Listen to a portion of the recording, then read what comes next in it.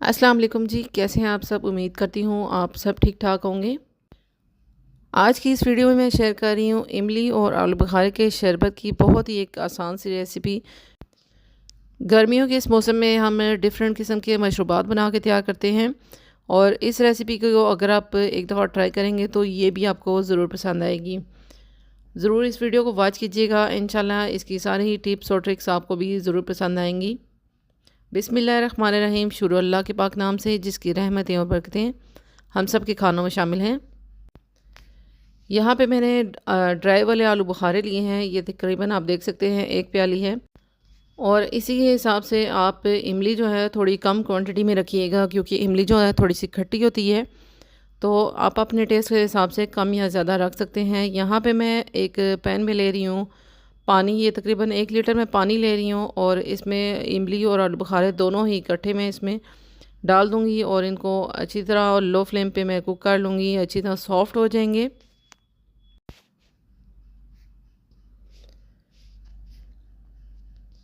ये देखिए अच्छी तरह ये गर्म होना शुरू हो गया इनका पानी।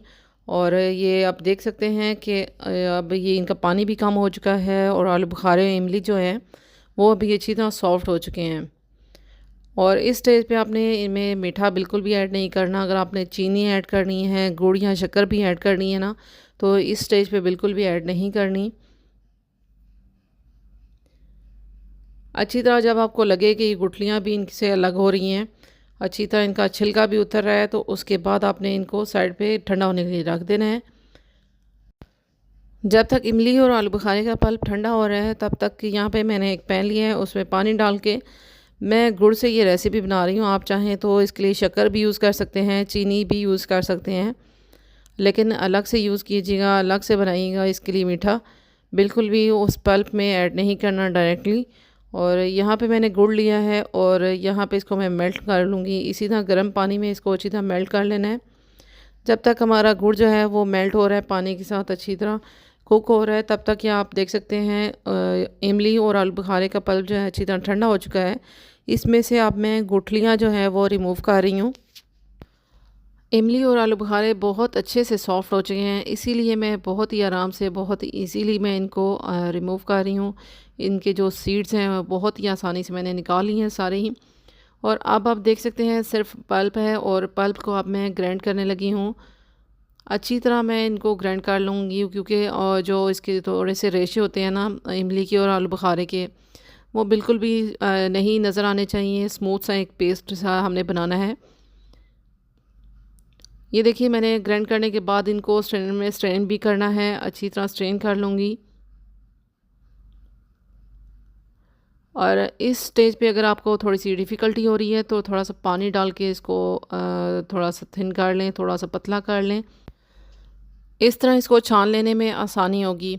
और यहाँ पे मैं आपको ये बता दूँ कि मैंने इसको छान लेने के बाद एक जो जार है उसमें मैंने जार को ड्राई करके तो उसमें मैंने इसको सेव किया है।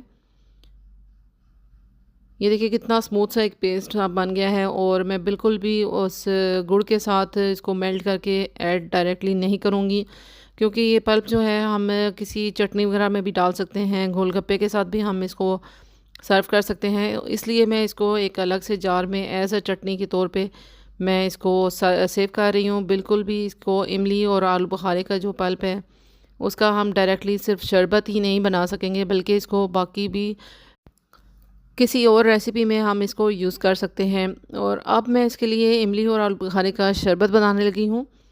यहाँ पे मैंने कुछ आइस क्यूब्स लिए हैं और ये डिस्पोजेबल ग्लास हैं। और इसको मैं, ये देखिए मैंने जो गुड़ का शरबत बना लिया था, गुड़ का जो शीरा हमने बनाया है ना, वो मैं ऐड कर रही हूँ पहले।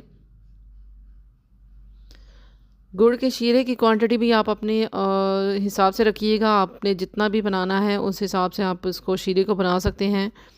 जितनी क्वांटिटी आपके पास गुड़ की है उतने उसी हिसाब से आप पानी डालिएगा।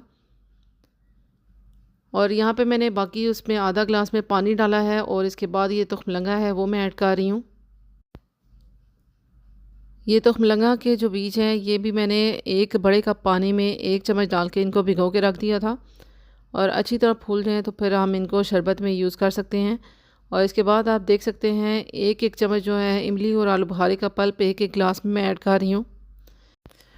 इमली और आलू बुखारे के शरबत को बनाने का बिल्कुल एक अलग तरीका मैंने आपको बताया है। बिल्कुल आप भी इसी तरह इमली और आलू बुखारे का पल्प निकाल के या अलग जार में उसे बना के रख सकते हैं और शीरा आप अलग से बना के रख सकते हैं। जब भी आपको ज़रूरत पड़े तो इमली और आलू बुखारे का जो पल्प है वो सिर्फ शरबत के लिए नहीं बल्कि बाकी किसी रेसिपी के लिए भी यूज़ कर सकते हैं। वीडियो को पसंद आए तो वीडियो को ज़रूर लाइक करते हुए जाइएगा। अपना बहुत सारा ख्याल रखिएगा, मुझे अपनी दुआओं में ज़रूर याद रखिएगा। इंशाल्लाह एक नेक्स्ट वीडियो में नेक्स्ट रेसिपी के साथ मिलूँगी। Thanks for watching. अल्लाह हाफिज़।